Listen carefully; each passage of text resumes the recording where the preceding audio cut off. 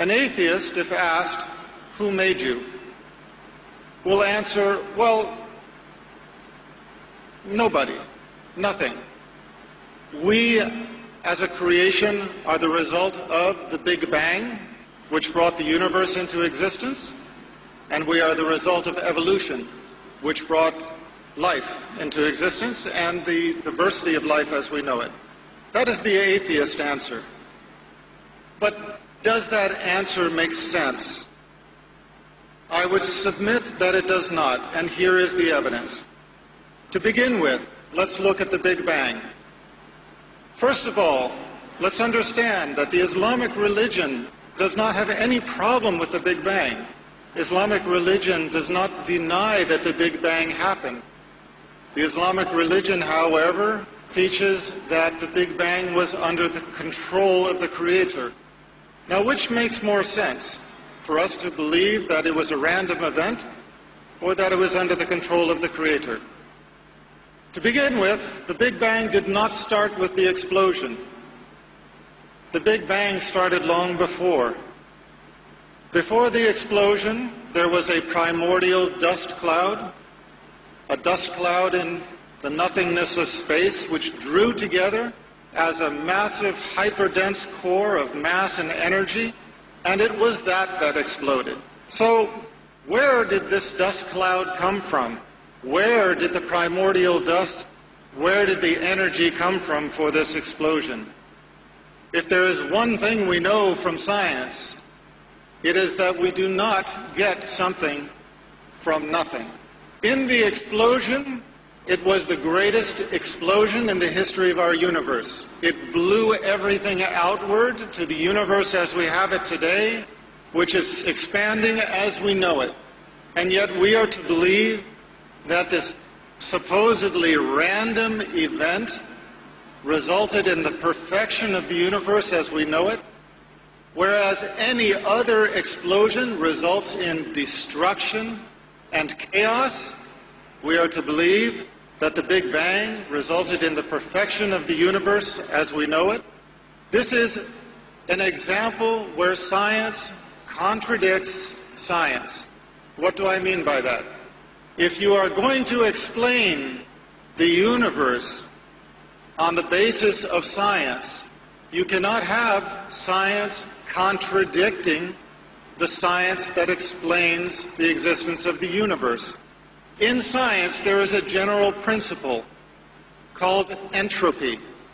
Entropy is the principle that unless there is a greater control over a process, the process tends to chaos. Now let's put it into real-world terms.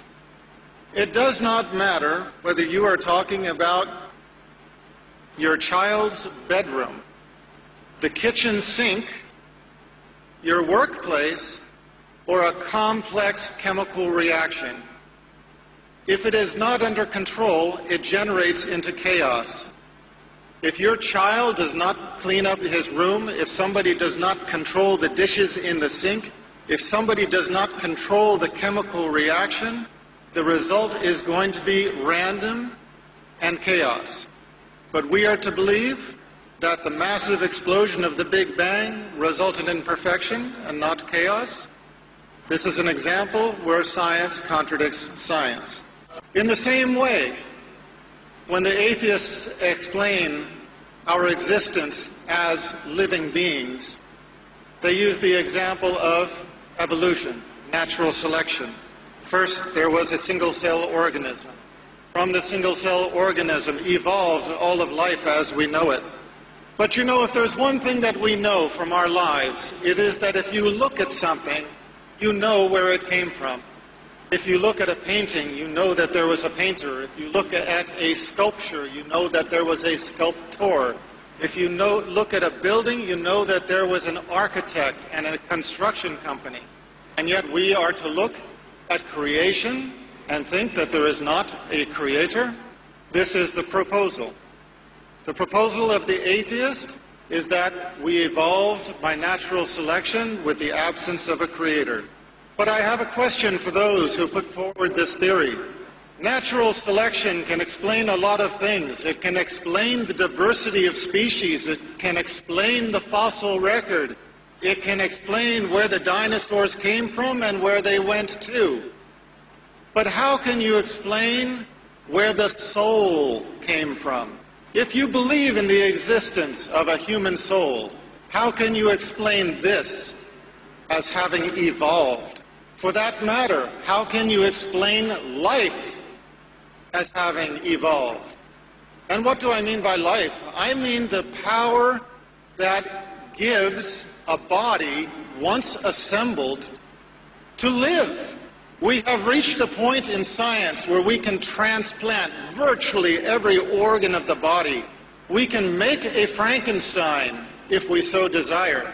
But not all of the world's scientists over the history of mankind, if you brought them all together, cannot make them live.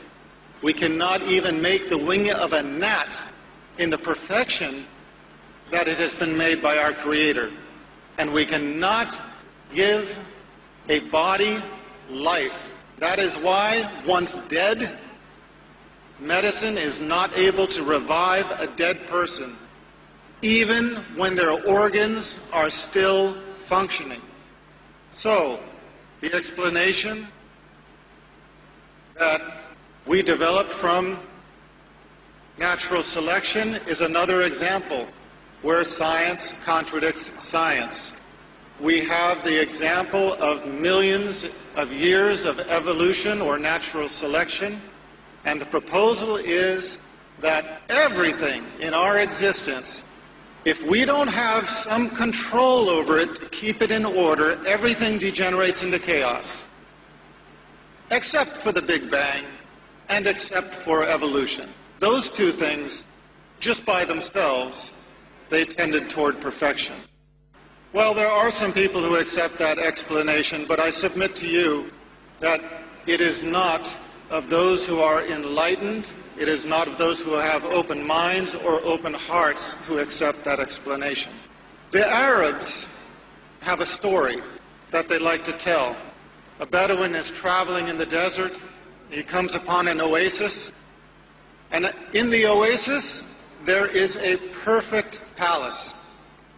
Now, there are no building materials around. He finds another nomad and he asks him, "Where did this palace come from?"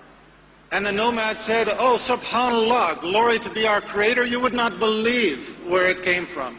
First, the wind blew so hard that it shaped the rocks into perfect cubes with square edges.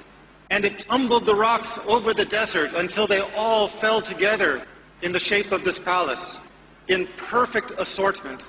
And then the wind blew the dust with some, hairs and fibers from the trees into the cracks and brought the rain, and that made the cement that cemented it all together.